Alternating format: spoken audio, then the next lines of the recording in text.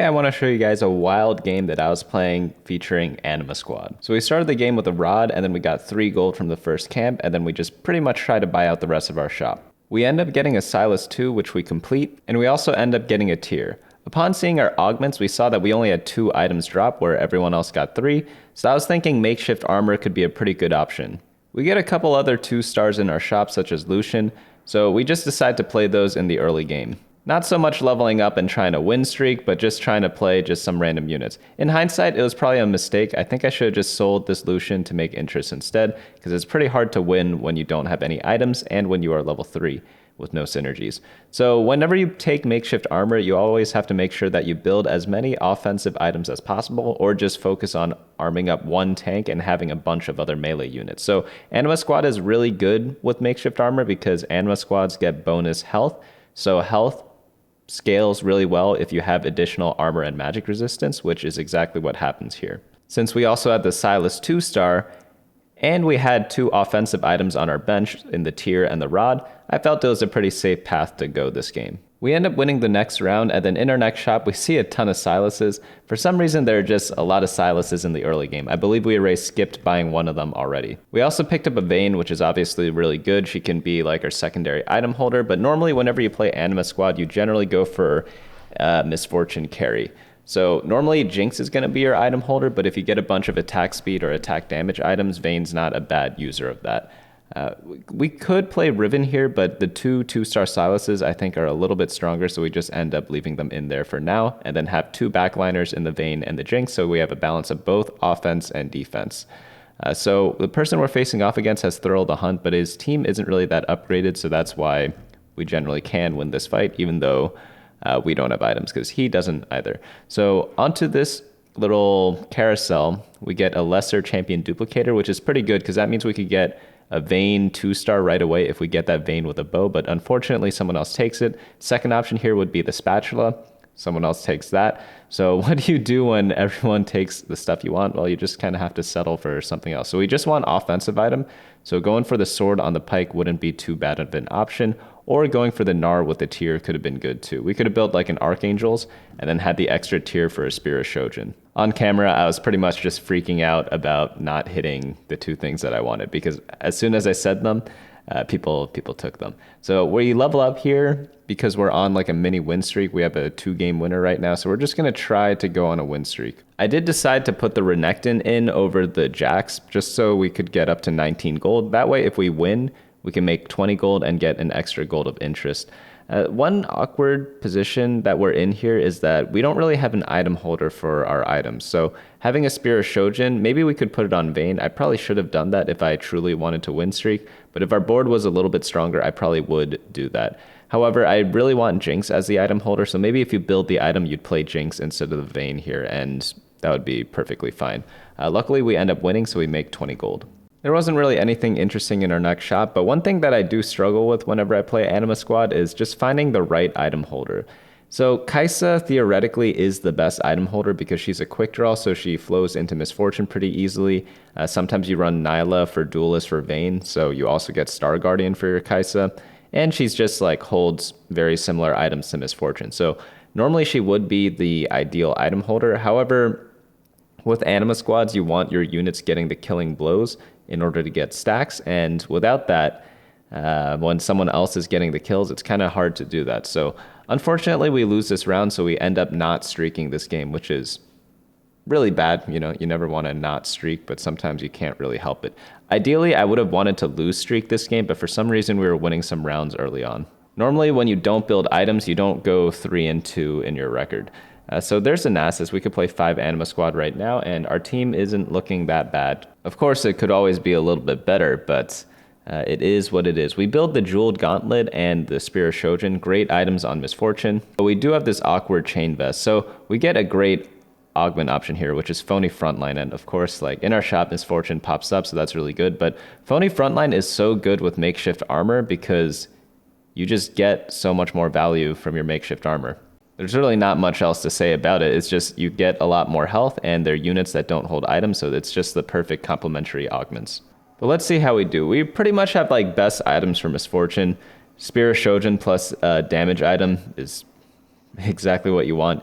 Preferably maybe like double Shojin, 1 damage item, or double damage item, 1 Shojin is all you really need for her. So depending on what this Lux targets, is she going to target the dummy, or is she going to target the Misfortune? Never mind, Misfortune's strong enough to deal with this. So we are in obviously an excellent spot right now. Before it was looking kind of bad. Well, I shouldn't say bad, but it was just not good because again, we had no streak. The only reason why we had any bit of gold was because we were able to make a lot of interest during stage 2. And the reason why was because we only had 2 components after the first neutral round. So whenever you get 2 components, you generally get compensated by getting more gold. So that's why we're a little bit richer than we normally would be. Generally, I do like gold starts, but whenever I have those, I generally like to lose streaks. So you normally have 60 gold on stage 3-1, but this game I think we had like 40 gold. So we were down like 20 gold approximately. Maybe it was 15 gold, just because we didn't really streak that well. On this carousel, we have the Chain Vest component. You don't really want to complete the Chain Vest item because it generally builds tank items. There aren't really any good damage items you could build from it. So I'd rather just go for some sort of damage item instead. That's going to be either like a rod, tier, or a bow. I'm debating between rod or bow here, and we missed that one. So we're just going to grab the bow. Maybe sword's a little bit better. Sword kind of fits both Misfortune and Vayne. We magically get a Vayne 2 here, so that's really nice. I didn't want to use my champion duplicator on the Vayne at this point in the game because you want to use it on both Riven and Vayne 2-star. If I was able to get both of them 2-star, I would use it, but since we're not able to, I'll keep it on my bench for now. Depending on your health, you could also save it for the late game and use it for re-rolling 3-star Vayne or 3-star Riven. Those are generally going to be the 2 things you want to go for. Or like a 3-star threat, that could work as well, such as like a Morgana or Rammus, things of that nature. Misfortune is still pretty solid at this stage, but this person has a Bramble Vest and we have a Jeweled Gauntlet. So that's a really good build against us. So unfortunately, we lose this round. So again, not streaking during stage 3, definitely hurting our econ a little bit. It's not anything to like cry over, but it's just an indicator of how things just sometimes just don't go 100% your way, which you kind of have to deal with. So we have to be a bit more careful with our gold usage this game because we technically have a little less than we normally would. Because normally you either like full win streak or at least get like a 4 win streak or a 4 loss streak, 5 loss streak, things of that nature in either stage 2 or stage 3. But this game we got it in neither. We pretty much, I think we won 1, or we lost 1, won 3, lost 2, won 2, lost 1, won 1. Off the Wolf Camp, we get another lesser duplicator, we get a rod, and we also get another tier. So that's exactly what you want to see because it's all offensive items, and that's pretty much what we were aiming for. I think everyone gets the same amount of these lesser duplicators because I noticed everyone else's boards had 2 as well. For example, the person we see here has the same thing. So whenever this happens, you have to think to yourself like, hey, 3-cost reroll, probably going to be really, really strong in these types of games. We built the Static Shiv on our Vayne that gives us the much needed magic resist penetration for our Misfortune's damage. So that's definitely exactly what you want to slam there. For the rod, I guess we could have built Archangels as well, but the rod builds so many things for Misfortune that it's going to be pretty flexible to be able to use it at some point during the game. Onto the augments, we have Forge, probably not needed, we have so many items. Exiles, we have Phony Frontline, it shouldn't even be able to be offered at the same time. Defender Crest, technically you should scout to see how much attack damage there is in the lobby, but I just rerolled. Battle Mage, Axiom Arc, or Ancient Archives. Pretty sure it's just Axiom Arc. The other Ancient Archives is really risky because if you don't get Anma, it's pretty useless, but we end up going for Axiom. Battle Mage isn't horrible since we do have a lot of frontliners. Unfortunately, we just don't really care too much about our frontliners. So that's why we don't go for Battle Mage because none of them have items. So we're going to roll a bit. I think we're just going to slow roll for a Vayne 3 here.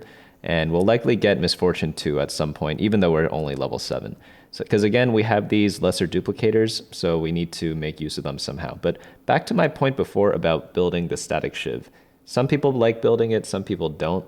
The reason why you need it this game is because there are always things teams need. Sometimes it's going to be lifesteal, sometimes it's going to be a mana regeneration or attack speed item, sometimes it's like anti-heal. So in a Misfortune comp, you have to identify what you need. So what do we need? We need damage items for MF, we need a frontline for her, and we need mana for her. So frontline, let's take a look at that. We have Phony Frontline from an Augment, and we have Makeshift Armor. So we're already set on that. You don't need anything else for your frontline. After that, for mana items, her best one is Spear of Shojin. We already have that. We have 1 damage item on her, and we have the Rod already. So what's the only other thing we need? We just need Magic Resist Penetration. The only way you could get that is through using Morgana, Ionic Spark, or Static Shiv. And since we have a Static Shiv, there's no reason not to build it. So we're able to win this round here. Very nice for us. And then on this carousel, we're just going to grab some random item. Bow or sword or glove, they're all pretty mediocre. I guess you could build a Rage Blade for Vayne, I guess. We're going to go for a 3-star Vayne, so it makes sense to build items for her. But when you take a look at stuff you need, you could get it from different ways. For example, some games you might want to build a Warmog, Sunfire Cape, and Dragonclaw on your front line because you don't have a front line yet. But since this game we have front line from 2 augments, we don't need to have all those other items that other teams would normally like. Like, I get it. Makeshift armor doesn't like having tank items, but let's say we had phony frontline and second wind. That would be like another same situation as what we have now. We don't need that many defensive items, but we already have a lot of tankiness just based off of our augments. So always know that there's more than one way to get what you need for your team. Sometimes it's going to be from items, sometimes it's going to be from augments, sometimes it's going to be from champions. Like sometimes you could just run 6 tank champions or something, like 6 brawlers. Like if you're running 6 brawlers without items, they're still going to be tanky, you know. The last thing you could get value from is from traits, but we're just going to roll down to 50 every single turn, hopefully get our Vayne 3. We do not need Kai'Sa 3 because we're not itemizing her, so we just aren't going to collect the extra Kai'Sa. So even if we end up missing out on a Kai'Sa 3, it's really not the end of the world. The other thing we are going to go for is Riven 3. Riven could be pretty good too. She's like the main tank for Anima squads. Off the ASOL, we get a glove, we get a rod, and we get a sword and the anvil. So we get really lucky this game. We got all offensive items when we were really praying for it. So definitely that's our like big stroke of luck this game. So we're going to roll down a bit, down to 50 again. We do get the Nyla 2. That's pretty big. And then here, it's where you could decide whether you want to dig or not. So we're at 57 life. We have Misfortune 2, so I don't think we need to dig that much. I would want the Riven 2. We still have Riven 1, so it's a little odd, to say the least. But here we have like a ton of options you can make. There are honestly like too many options. I end up going for the belt to build a Guard Breaker. Not sure if that's the best option. I think we build a Hextech Gunblade on our Vayne. I don't like having healing on range champions that much. I know some people build it anyways, but I really just prefer having triple damage in most cases, unless you're facing something that like is a big AoE comp. For example, if you're facing like a Fiddlesticks, then yeah, like the healing does help out a little bit. But I think just having triple damage is generally the way to go for range carries. That's not to say healing is bad, it's just I prefer triple damage. The reason why people build healing items is because it's a flexible item. It works in a lot of different team compositions. That's why people, when you look at their late game boards, they often have like a bunch of healing, but sometimes they don't end up playing it because, and there we get it. We get a Riven 2 plus a Vayne 3. That's what I was rolling for, and we're just going to level up now. But we have to wait a turn since we rolled a bit too far. But yeah, even if you see a certain item at endgame team comps, it doesn't mean the item is the best item on that champion. A lot of times people just build an item because it works when you're playing flexibly. For example, sometimes you see blue buff on a Nico or blue buff on a Talia from last set, and clearly Spear of Shojin's better, right? However, if you realize that, hey, all the AP item holders use blue buff really well, maybe it's a Soraka meta, people were going for Soraka, but instead they settled on a Talia or a Nico, that's probably why they made those decisions, and even though blue buff isn't the best item on that champion, it's still usable. It's kind of something you always have to keep in mind whenever you're like analyzing other people's games. You have to know like why they got there instead of just blindly following what people say. So we're able to beat this guy here, knock him out. That's very nice. We're at 57 life at stage 5-3. That's pretty high in most cases. On this carousel, we could go for a support item or just go for tank items. Maybe we could build up one of our tanks, maybe the Garen or something like that. Or I end up going for the blue buff. I'm not sure if it's a mistake. I want to just blue buff the Jinx just so she stuns right as the fight starts. I'm pretty sure getting redemption is like infinitely better, but I was just kind of just trolling at this point because we pretty much had the game won already. I mean, we have Vayne 3, we have MF2, We're level 8. Everything's upgraded. We don't really need to do anything else this game. We could kind of just like AFK at this point, and we probably would still place in the top 4. Well, I guess that's kind of unfair to say because there are only 5 people in the game left, but I think you guys get my point. It's like our team's pretty much settled. We're just saving up to go level 9, add in a random legendary. And that's pretty much just all we're going to be focusing on right now. We're able to beat this team as well. I pop the Ornn item and we get a Blitz Hook. That is the best thing you could ever get because no one plays around it in the late game. So one tip whenever you get this item is wait till the last second before you buy it. That way no one knows that you have it, so if they scout you, they can't position around it.